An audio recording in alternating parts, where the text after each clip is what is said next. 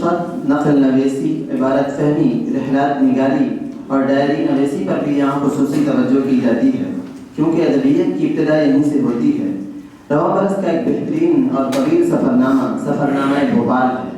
اس ادبی اور تخلیقی نگارش کا ایک انتخاب تاج المساجد ایک مشاہدہ ہے۔ حسان عمر ممبر اللقاء الثقافی لکھنؤ کو دعوت دیتے ہیں کہ وہ اپنے سفرنامے کا منتخب اقتباس بعنوان تاج المساجد ایک مشاہدہ پیش کریں۔ والصلاة والسلام على سید المرسلین وعلى آلہ وصحبہ اجمعین، اما بعد۔ صدر محترم، اساتذہ کرام اور معزز نشینان وزن، مورخہ 10 اکتوبر 2022 بروز دوشنبہ شہر بھوپال کا 4 روزہ ایک تاریخی اور یادگار سفر ہوا، جس سے واپسی پر استاد محترم مربی گرامی قدر جناب مولانا مسعود عالم ندوی مدد اللہ العالی، ڈائریکٹر دارالبحث والاعلام لکھنؤ کی سرپرستی میں 15 صفحات پر مشتمل ایک سفرنامہ تحریر کرنے کی سعادت حاصل ہوئی، جس کا منتخب اقتباس بعنوان تاج المساجد ایک مشاہدہ پیش خدمت ہے۔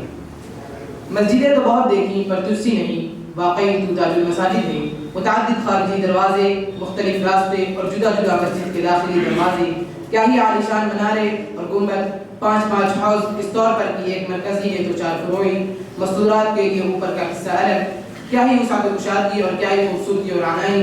یقیناً یہ وہ چیزیں ہیں جو اس مسجد کی عظمت و شہرت اور اس کی قدامت و تاریخیت کی بین دلیل اور شاہد عدل ہیں۔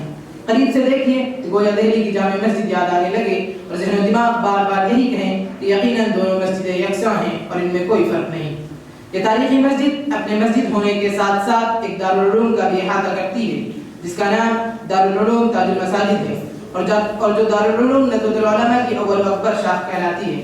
تاج المساجد پتھر کے طرز پر بنی دنیا کی دوسری بڑی مسجد ہے۔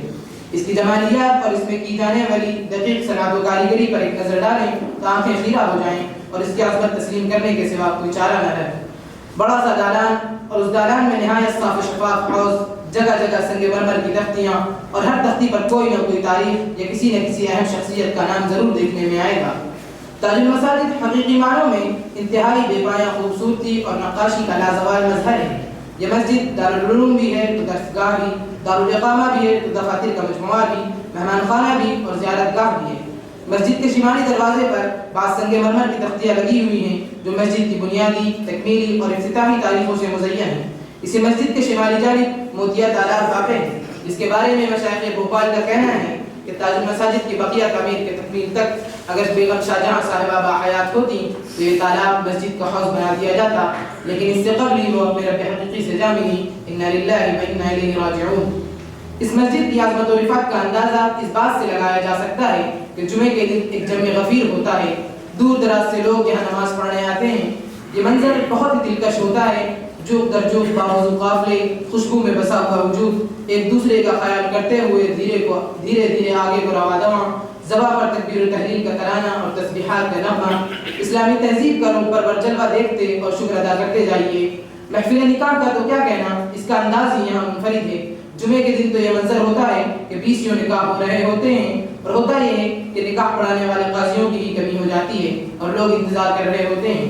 اس مسجد کا بلند و بالا مشرقی یعنی مرکزی دروازہ شیخہ مریم کے نام سے موسوم ہے، جو قطر کے سابق حاکم کی زوجہ ہیں۔ اسی دارالعلوم تاج المساجد کی بات کے بعض اساتذہ ایسے ہیں جنہوں نے خود ابتدائی تعلیم یہاں سے حاصل کی، اور بعض تو وہ ہیں جنہوں نے مکمل عالمیت کی اور یہی مسجد تدریس پر فائز ہوئے۔